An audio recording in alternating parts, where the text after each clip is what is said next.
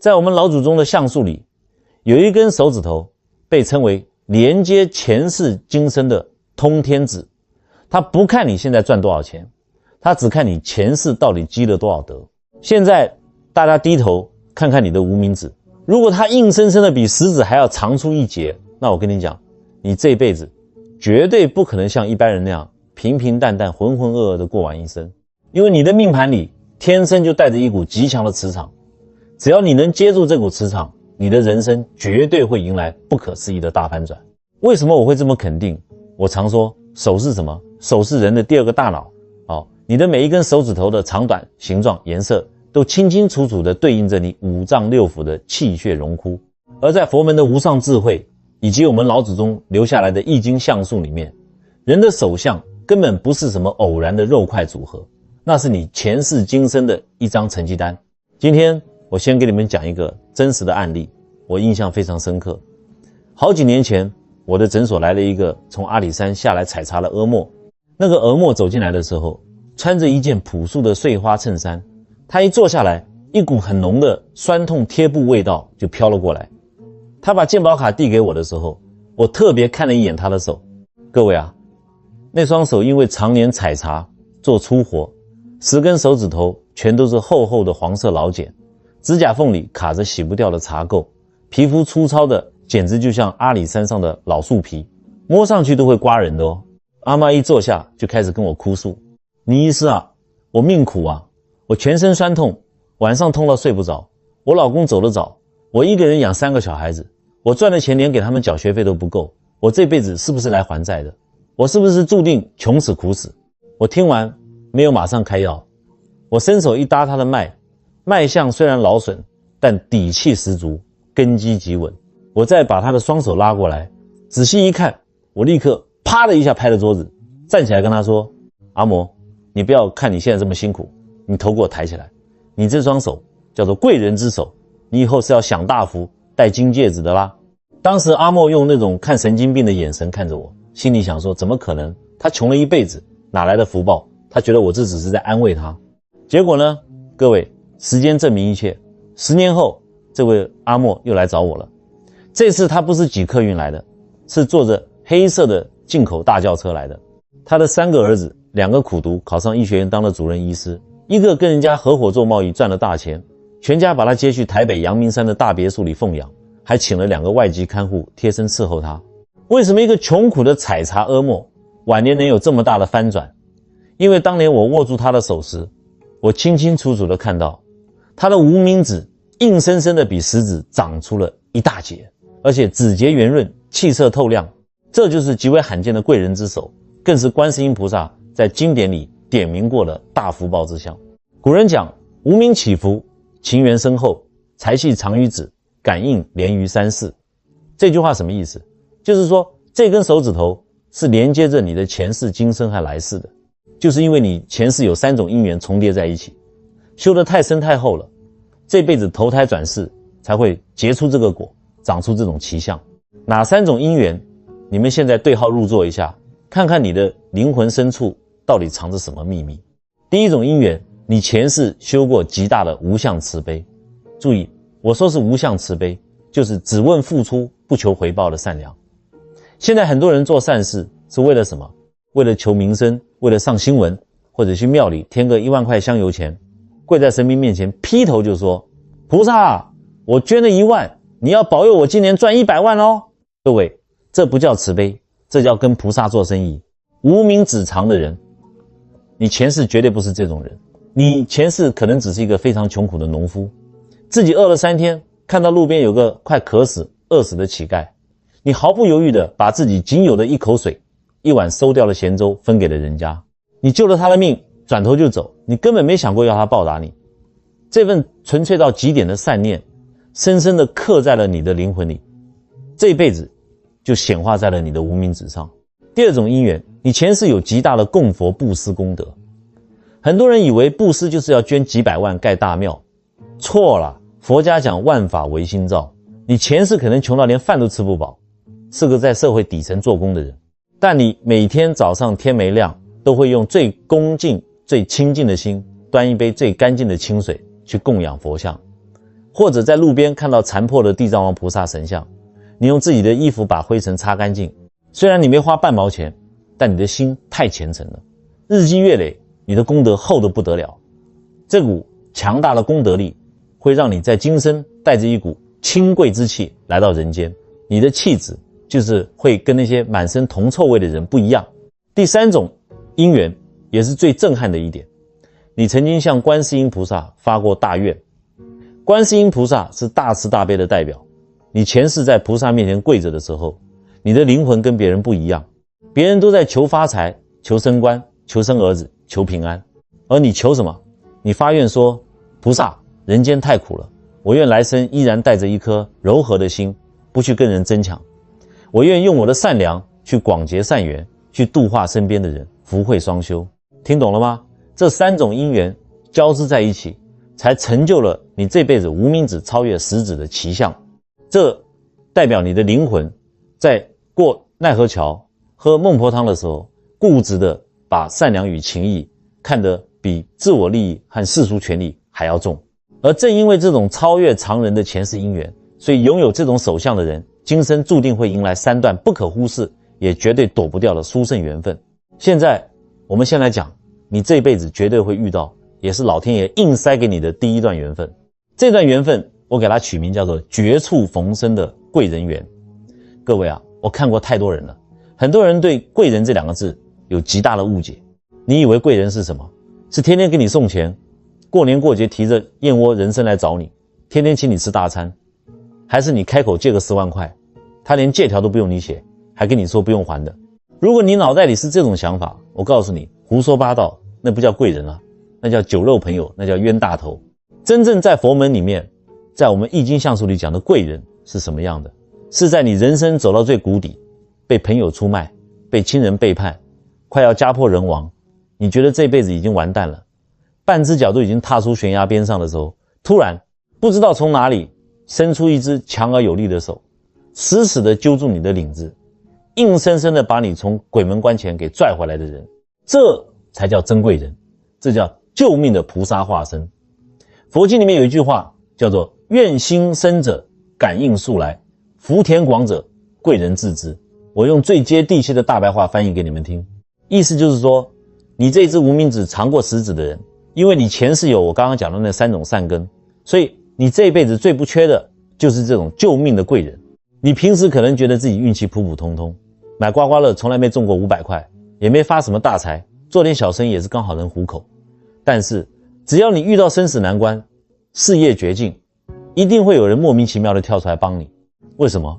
因为你有3种强大的磁场，天缘、人缘、心缘。什么叫天缘？那是你前世修来的护法神在暗中加持你，时间到了就派人来救你。什么叫人缘？因为你这人通常性格温和，不爱出风头，长辈看你这种没有攻击性的样子，就觉得你老实可靠，愿意提拔你。什么叫心缘？因为你心里不记仇，不刻意去争抢别人的东西，你的磁场是干净的，而干净的磁场自然会把那些有真本事、有大善心的人吸引过来。你们不要以为我是在跟你们讲神话故事，我接下来要讲的是我亲自看过相的真实案例。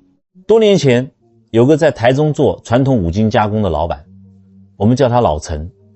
老陈这个人啊，忠厚老实，一天工作14个小时，赚的都是辛苦钱。他最大的特征就是那根无名指特别长，平时跟人家做生意，同行为了抢订单互相抹黑，他从来不参与，他只管把自己的螺丝零件做到最好。老陈有个从小一起长大，穿同一条裤子长大的拜把兄弟，两人好到什么程度？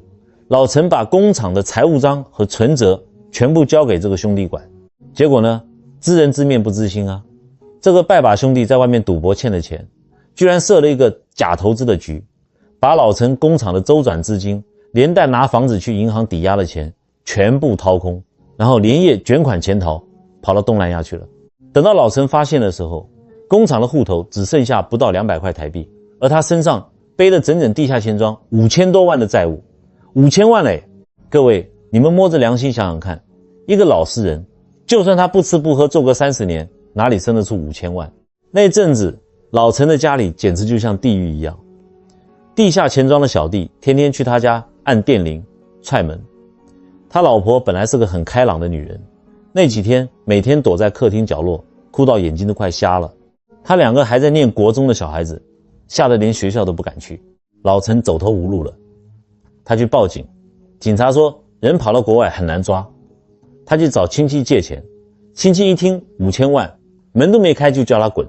他心想，我老陈这辈子没做过半件伤天害理的坏事，我对朋友掏心掏肺，为什么老天爷要这样对我？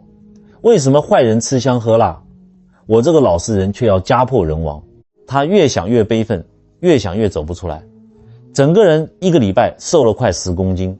有一天晚上，他趁着老婆小孩睡着，偷偷拿了车钥匙，一个人开着那台破旧的货车，一路开到了北海岸。车子一停，他摇摇晃晃地走到防波堤上，黑漆漆的大海像是在催促他一样。他坐在消波块上，看着无边无际的黑夜，眼泪一直流一直流，心里想，我这条命就赔给你们吧，我死了，老婆小孩抛弃继承，总能活下去。就在他闭上眼睛，一只脚已经悬空，身体准备往前倾，要跳下去的那个瞬间，各位，奇迹出现了。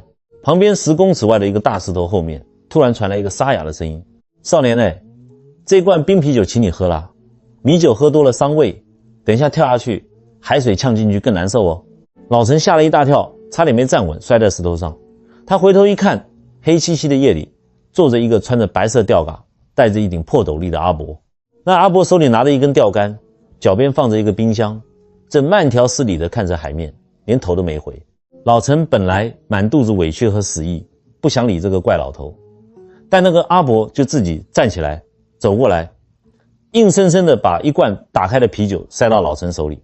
然后阿伯指着眼前那一片黑漆漆的大海，只说了几句话，你看这海浪，现在退潮退得这么低，但明天早上它还是会涨起来。你今天跳下去是很快活啦，眼睛一闭什么都不知道了，但你老婆小孩的眼泪是不会干的。钱没了再赚就有，命没了你就是个把烂摊子丢给女人的懦夫。就这么几句话，老陈突然像被雷打到一样，他抱着阿伯的腿哭了整整半个多小时。他把这几个月来的委屈和绝望全部对着这个陌生的钓鱼阿伯哭了出来。那个阿伯也没嫌弃他，就一直拍着老陈的背。老陈反正也豁出去了，哭完后就把自己的遭遇一五一十的说出来了。可谁也没想到，这个半夜在海边穿着破吊嘎的阿伯根本不是什么渔民，他是台北一家顶级大型金控公司提早退休的副总裁。他在金融界打滚了30年，什么大风大浪没见过。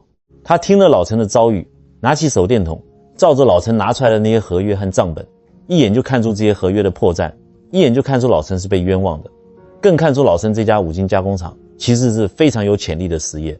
后来怎么样？这个退休的副总裁阿伯根本没有给老陈半毛钱，但他动用了自己以前在商界和法律界极深的人脉，帮老陈找了全台北最强的商业律师团队去打官司。接着他又帮老陈牵线了一笔银行的过桥资金，先把地下钱庄那些吸血的烂债给还掉，让黑道不要再去骚扰他的家人。最后还指导老陈怎么做债务重组，让工厂重新运作。3年，就用了短短3年，老陈不但把欠银行的钱连本带利还清了，因为他技术好，工厂起死回生后规模还比以前扩大了1倍，接到了国外的大订单。后来老陈为什么会来找我？因为他老婆看他那几年压力太大，经常右上腹闷痛，口苦口干，硬拉着他来我的诊所调理身体。他一坐下来，我手一搭他的脉，弦脉，而且弦硬如铁，这是他几年来憋的怨气全卡在肝脏里了。我让他把手伸出来给我看，我一看，哎呦，无名指长长的越过了食指，指头上还带着常年做黑手的伤疤。我听完他讲海边遇贵人的故事，我语重心长地对他说，老陈，你以为你那天在海边遇到那个阿伯是你运气好啊？你以为天底下的金控副总都吃饱太闲，半夜不睡觉在海边钓鱼，专门等着救你这种破产的笨蛋啊？老陈被我骂得一愣一愣的，眼睛眨巴眨巴地看着我。接着我很严肃地告诉他，你给我听清楚，那不是运气，那是你前世修来的天缘，是你前世结下的善果。你这辈子做生意不偷工减料的德行，在你这辈子寿命该绝，运势最衰，快要跳海的那个瞬间，化身成那个阿伯来拉你一把。这在相术里就叫贵人临门，命不该绝。各位，你们听懂了没有？拥有这种无名指藏于食指手相的人，你们的人生不是靠跟人家争强好胜抢来的，你越去跟人家斗心机，你越倒霉。你的命运是靠你的愿力和你累积的德行吸来的，你越谦虚，越老实，越肯吃亏，天道就越扶持你。当你掉进深渊的时候，菩萨自然会派人丢一根绳子下去给你。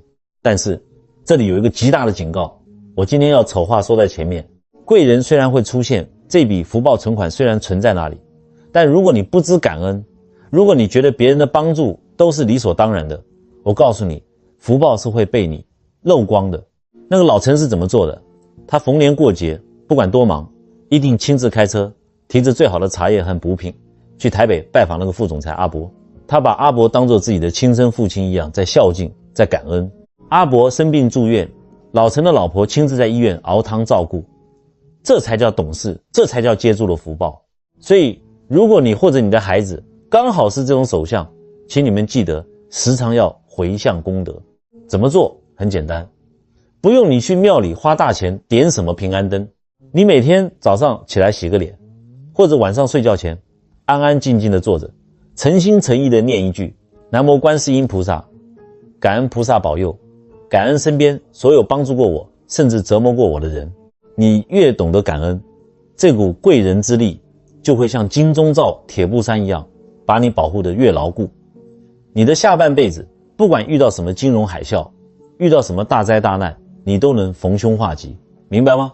讲完了贵人，我们来讲这第二段缘。这段缘分啊，说实话是我过最多也是最让我心痛的。如果你无名指比食指长，我现在问你一句话，你不用讲出来，你在心里自己回答我。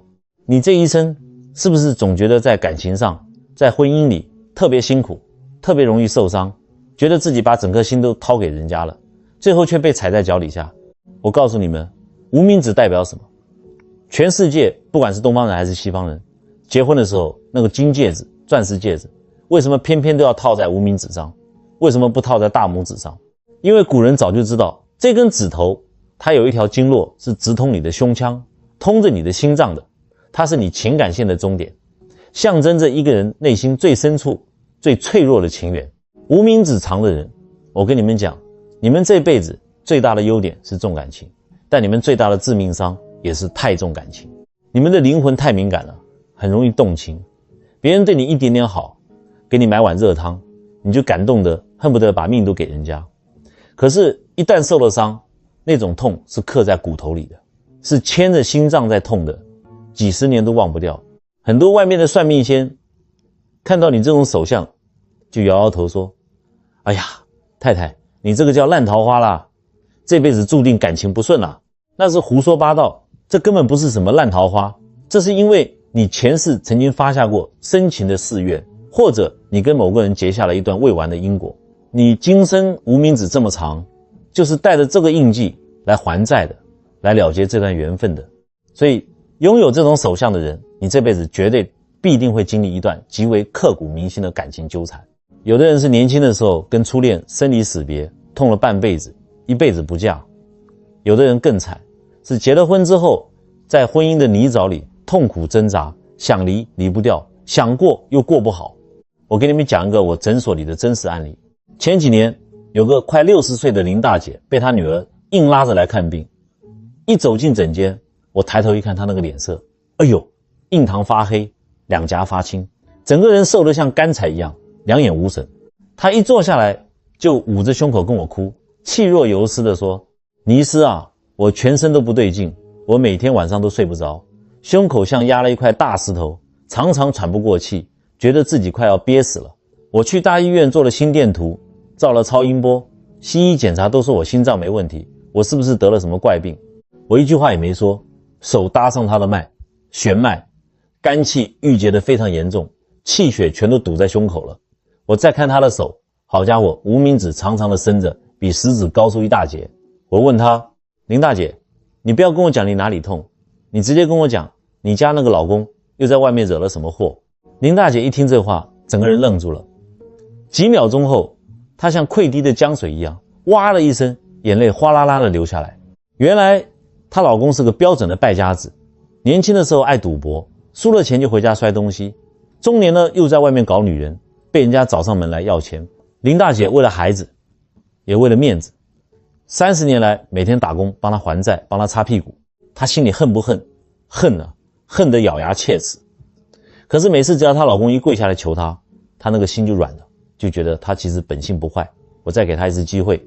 就这样30年的青春活活被折磨成了这副鬼样子。我问她，你心里恨不恨？她咬着牙，双手握拳说，恨啊，尼斯，我恨不得他去死。我每天煮饭的时候看着菜刀都在想，要不要干脆跟他同归于尽。我说，那你为什么不离婚？为什么不走？他哭着说，尼斯，我也不知道为什么，每次我下定决心要把他赶出去，只要他痛哭流涕说他会改，我那个心就莫名其妙的软了。我就会想起曾经他对我也很好，我就觉得他其实本性不坏，我再给他最后一次机会吧。结果给了几百次机会，我的大半辈子就活活被折磨成了这副鬼样子。他边哭边抬起头，用那种绝望的眼神看着我问，尼斯，我上辈子到底是造了什么孽？为什么我就是放不下他？为什么我这么命苦？我一点都没客气地说，林大姐，你不是命苦，你是愚痴，你是执迷不悟。我让他看自己的无名指，我告诉他，你以为你现在对他的那种心软是在爱他吗？你那不叫爱，你那叫还债。你前世肯定欠了这个男人一条大命，或者欠了他一大笔还不清的情债，所以你这辈子无名指长这么长，你带着这个记号，你就是生来还他的。但是你给我听好，我死死地盯着他的眼睛，债还了30年，也该还清了。你现在不是欠他，你是欠你自己。各位，接下来我跟林大姐讲的这段话，你们每一个人，尤其是那些在婚姻里受苦的人，都要把它刻在你们的脑袋里。观世音菩萨在楞严经里面讲过一句非常震撼的话，情不空者轮回不止。什么意思？如果你心里面的这个情执，这个怨恨，你不把它空掉，你不把它放下，你每天看着他生气，每天心里骂他死鬼，怨他毁了你的一生，我告诉你，这股强大的怨气和恨意在宇宙的因果法则里就会变成一股极其强烈的磁场引力。你这辈子被他折磨到生病，折磨到死，等你断气的那一刻，你的灵魂因为带着这股恨意，下辈子投胎，你还会循着这个磁场精准的再遇到他，你还要再嫁给他一次，再被他骗一次，继续折磨，生生世世没完没了。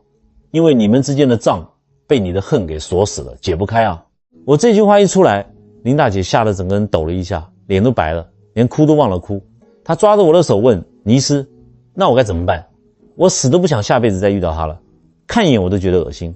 我坐下来，语气放缓，我说，很简单，放下，你要空掉他。从今天开始，你回到家，你不要再把他当老公看，你把他当作是一个室友，当作是一个你前世的债主。你对他不要有爱，不要有恨，你用一种看戏的慈悲的心去看待他。他如果再来跟你要钱，你能力范围内口袋里有1000块，你给他200，当作是还债布施给乞丐。如果没有，你就淡淡的说没有。他如果发脾气，你不要跟他对骂，你就静静的看着他发疯，你的心里不要起一点波澜，你把所有的专注力全部收回来，放回你自己的身上，这才是你唯一的出路。各位，你们这些无名指掌的人，你们经历了这种痛苦万分的感情波折，根本不是老天爷在惩罚你们，是老天爷在度化你们。老天爷是要透过这种痛彻心扉的感情，把你那个对爱情的贪恋，对人性的执着，对虚幻婚姻的妄想，硬生生的拿铁锤给敲碎，敲醒你。当你哪一天你站在那个曾经伤害你最深，骗光你钱的男人面前，你的心里不再有恨，也不再有怨，甚至连一丝丝的波澜都没有，你只是淡淡的觉得，哦，这个人真可怜，这段缘分结束了，恭喜你，你的情债在那一刻彻底还清了，你心里面的火熄灭了，你的肝气就顺了，你的失眠就好了，胸口的大石头就不见了，你的人生就从地狱真正走向了圆满自在的天堂。后来那个林大姐吃了我开的疏肝解郁的药，最重要的是她真的听懂了我的话。半年后她再来回诊，整个人容光焕发，胖了5公斤，黑眼圈全没了。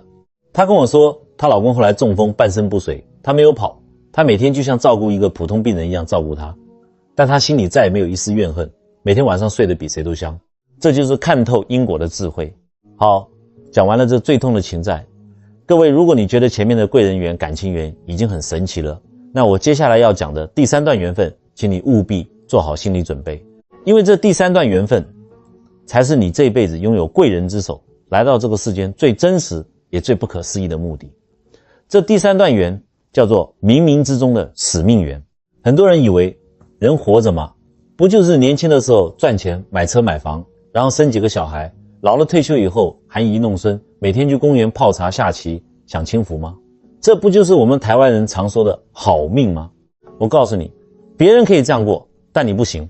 无名指长的人，你们在投胎来到这个世间之前，是在佛菩萨面前领了旨意发了愿才下来的。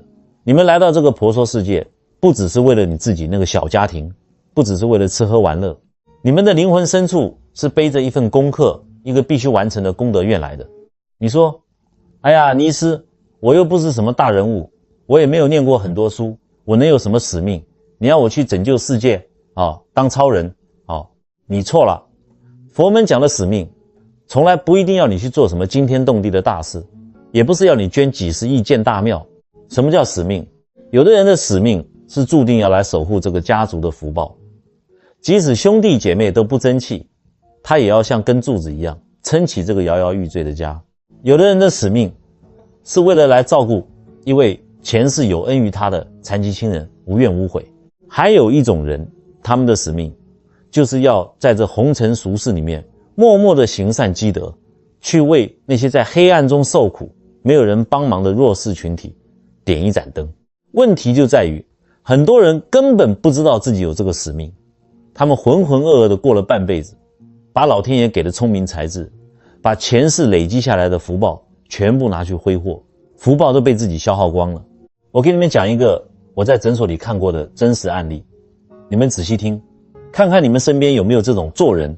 台北最大的果菜批发市场有个非常出名的陈阿姨，这个陈阿姨人家都叫她水果女王，她手腕厉害几十年的时间把中南部好几个大果园的货源全部垄断。她手上戴的翡翠手镯翠绿的会发光，手指上全是金戒指。可是她这个钱是怎么赚来的？是吸血吸来的。她仗着自己是大盘商，每年台风天或者中南部大丰收的时候，她就故意压低价格。南部那些种木瓜种芒果的老农夫一整年的心血，他开出来的收购价连农药钱都不够。就是这么一个唯利是图，把穷人的眼泪当作自己赚钱筹码的狠角色。他觉得自己这叫懂商业操盘，他把赚来的钱全部砸在自己唯一的独生子身上，送去美国念名牌大学。结果呢，各位，在因果定律里，德不配位必有灾殃。老天爷要收你，从来不会跟你打招呼的。就在他儿子在美国准备毕业的那一年，有一天，儿子突然在实验室里晕倒，醒来之后眼睛看不见了，不是近视是视神经不明原因的急速萎缩。美国最顶尖的眼科权威会诊，做了无数次核磁共振，找不到任何脑部肿瘤或外伤。西医双手一摊，说这是一种极其罕见的病变，这孩子这一辈子可能永远要当盲人了。这下子陈阿姨的天塌了，她赚了几亿的家产，就是为了这个宝贝儿子她急得连夜飞到美国，把儿子接回台湾，到处求神问卜，什么名医都看遍了，一点用都没有。儿子的眼睛一天比一天混浊，最后连光线都感觉不到了。后来是他的一个生意伙伴硬拉着他来我的诊所。他走进来的时候，哪里还有什么水果女王的气势，头发白了一半，双眼红肿，像个泄了气的皮球。他一坐下来就哭，倪医师，只要你能救我儿子的眼睛，你要多少钱我都给你。我看了他儿子一眼，再转头看着这个陈阿姨，我让他把手伸出来放在桌上。他一伸手，我眼睛一扫，那双戴满珠光宝气的手上那根无名指长长的越过了食指，指头肉厚饱满，这是极其罕见的长财菩萨之相。我当时一点情面都没给他留，对他说，陈董，你给我睁大眼睛看着你这双手，你这双手本来是老天爷赐给你，要你去行善，去分配财富的贵人之手。老天爷为什么让你做这么大的盘商？为什么让你赚那么多钱？是因为你前世修了布施的福报。老天爷把你放在这个位置上，是要你代替天道去照顾中南部那几百个靠天吃饭的农民家庭。你的使命是当他们的财神爷，当他们的保护伞。结果你拿这双手去干嘛？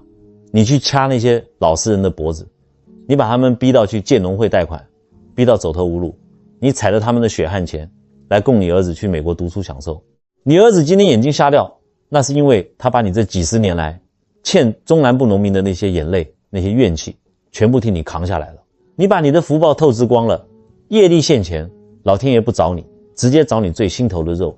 陈阿姨一个在商场上呼风唤雨的女强人，被我这几句话骂得像雷劈到一样。她突然嚎啕大哭，她抓了左脚喊尼斯，我错了，我真的不知道事情会变这样，你教教我，我现在该怎么办？我拿我的命去换我儿子的眼睛可以吗？我叹了一口气，跟她说，我只是个医生，治不了因果业力，你要去求观世音菩萨，你要去把你灵魂深处那个被你丢掉的使命给找回来。从今天起，你给我听好，你马上带着你的账本去中南部，当初你少给了人家多少钱，你一笔一笔给我补回去。那些因为你压价而看不起病缴不出学费的农民，你去给人家下跪道歉。你成立一个基金会，专门保价收购那些老农夫的水果。你用你的后半辈子把你这辈子欠天道的功德一毛一毛的给我补回来。各位乡亲啊，你们知道这个陈阿姨后来怎么了吗？她真的觉醒了，她像彻底换了一个灵魂一样。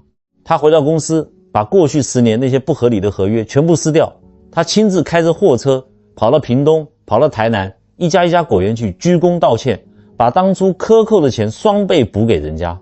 她成立了农民互助基金，只要遇到台风天，她不砍价，反而拿自己的老本出来补贴农民的损失。同行都笑她把钱往水里丢，但她根本不在乎。她每帮一个农民渡过难关，她心里就觉得踏实一分。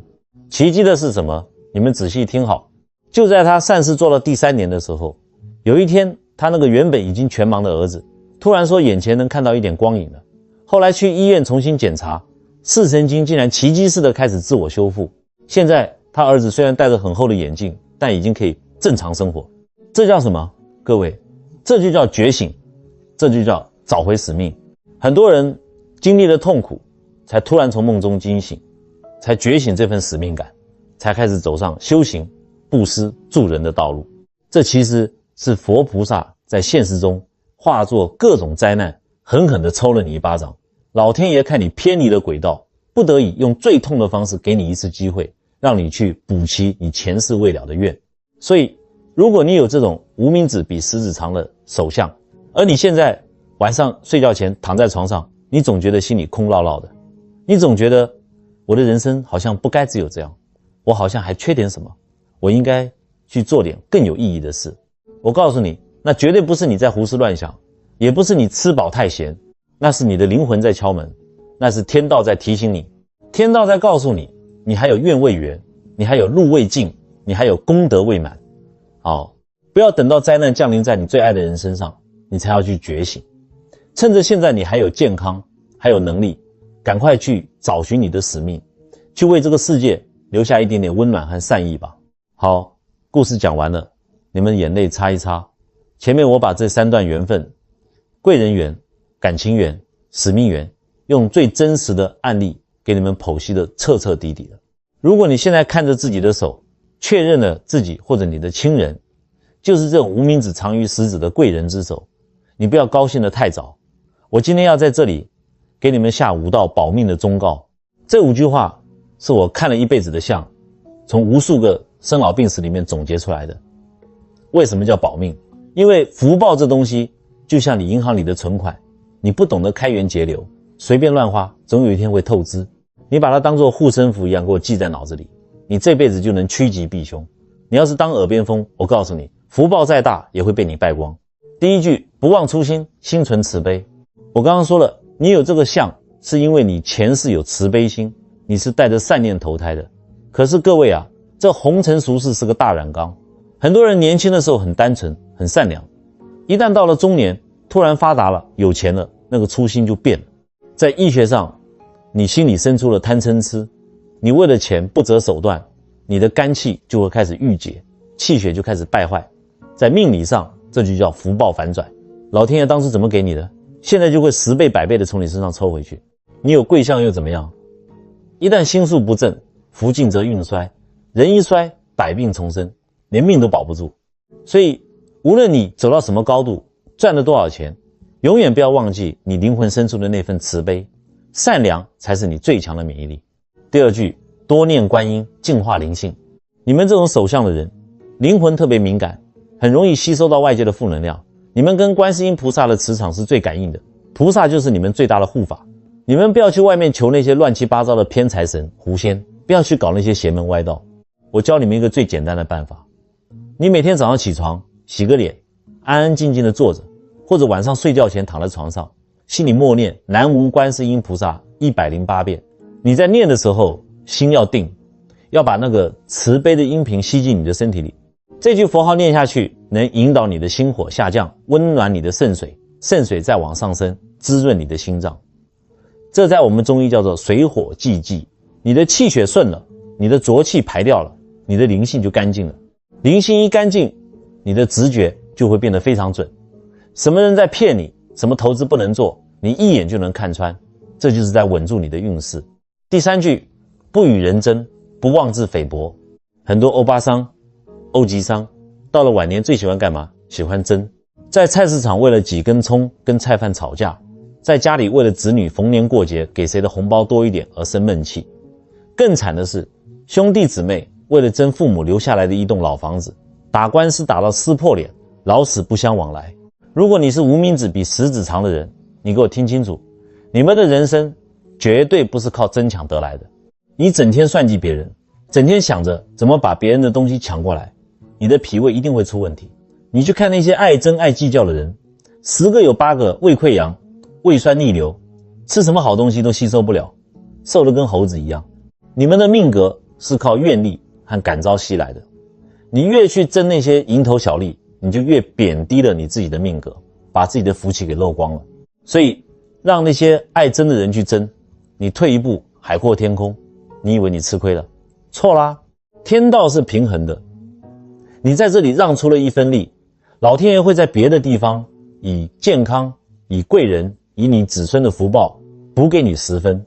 不要妄自菲薄，你要谦逊，你的碗比他们大得多，不要去跟人家抢来几粒芝麻，你要装的是整片汪洋。第4句，知恩图报，勿轻忽贵人。这一点最重要，也是现代人最容易犯的毛病。什么叫贵人？你在最低谷的时候，人家借你1万块应急，你在路边车子抛锚，一个陌生人帮你推车，甚至你走错路的时候，人家好心给你指了一条明路，哪怕只是点头的一句提醒，你都要记在心里。很多人觉得，哎呀，这没什么嘛，人家本来就很有钱，帮我一下是应该的。胡说八道，没有什么事是应该的。我们人体有一层气，叫做胃气，是保护你不受外邪入侵的。在因果里面，这层胃气就是你的感恩之心。你懂得感恩，滴水之恩涌泉相报，你的这层防护罩就会越来越厚。如果你过河拆桥，人家帮了你，你转头就忘，甚至还在背后捅人家一刀，我告诉你，这叫做漏福。你的防护罩破了一个大洞，衰神马上就找上你。我以前认识一个年轻人，创业失败，欠了一屁股债。他以前的大学老师拿了退休金出来帮他渡过难关，结果这年轻人后来生意做起来了，换了豪车，逢年过节连一通电话都没打给那个老师。后来怎么了？不到2年，他遇到诈骗集团，公司瞬间倒闭。这一次他身边连一个愿意借他100块的人都没有。你越感恩，你的福慧就倍增。你不知感恩，我保证你下次掉进水里，绝对没有人会再伸出手。记住，别人帮你那是情分，你不感恩那是你断了自己的生路。第5句，勇于觉醒，完成使命。很多人小孩也大了，房贷也缴清了，每天坐在家里看电视，觉得人生好无聊，不知道要干嘛。我告诉你，当你有这种空虚感的时候，就是你的灵魂在警告你了。你今生如果不下定决心去完成你灵魂的功课，你下辈子还要来轮回，还要来受这些生老病死的苦。你说，尼斯，我一把年纪了，字也看不懂几个，我要怎么觉醒？我要怎么完成使命？觉醒不是要你剃度出家，觉醒就是从你每天的日常生活开始改变。你以前对家人百般挑剔，从今天开始多赞美身边的人，这就是你在修家庭圆满的使命。你以前对大楼的管理员看都不看一眼，从今天开始，你进出的时候给人家一个微笑，说声辛苦了，这就是你在修广结善缘的使命。你有空的时候去孤儿院陪小朋友说说话，去庙里帮忙扫扫地，哪怕你只是在网络上看到别人痛苦，你在心里默默为他祈福，这都是在完成你的使命。只要你打开了命运的这扇门，你把专注力从自己身上转移到如何去帮助别人身上，你的气场就会瞬间改变，你的身体会越来越硬朗，你的面相会越来越慈祥，这一辈子你就能成就不可思议的圆满人生，走的时候无牵无挂，真正做到福慧双修。好啦，今天讲了这么多，我知道你们记性不好，听完睡一觉，明天早上起来又忘光了。来，我最后再啰嗦一遍重点，你们给我听清楚了。你只要无名指比食指长，你这辈子就有3个躲不掉的缘。第一，贵人缘，天塌下来有高个子顶着，你快摔死的时候一定有人拉你一把。第二，感情缘，你会遇到刻骨铭心的感情债，记住不要恨，当作还债，还完就自在了。第三，使命缘，你这辈子不是来享清福的，你是来做善事，来利他，来圆满功德的。要保住这3个缘，就记住5个动作：守慈悲，念观音，不要争，懂报恩，快觉醒，就这么简单。记住了没有？各位，最后我要给你们套一句心窝子的话：10年河东，10年河西。你今天手相长得再好，那是你上辈子修来的本钱。如果你这辈子心肠狠毒，自私自利，天天算计别人，你家就算住在龙脉上，佛祖也救不了你，照样家破人亡。反过来，就算你今天手相平平无奇，连小指头都很短，但只要你心存善念，只要你愿意把一碗饭分给比你更饿的人吃，只要你看到别人受苦，心里会不忍，我告诉你，你的心就是最大的风水宝地，你的善良就会在无形之中硬生生的把你的坏命给改过来。这是宇宙间最公平的因果法则。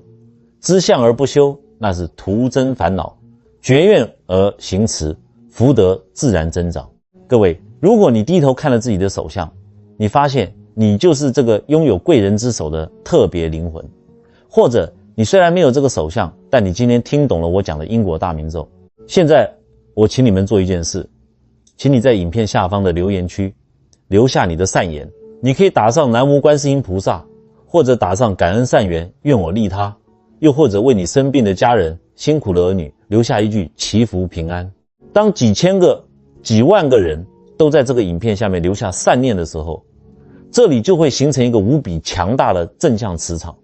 你留下的每一句善言都会成为点亮别人生命的一盏灯，最后这份福报一定会回向到你自己身上。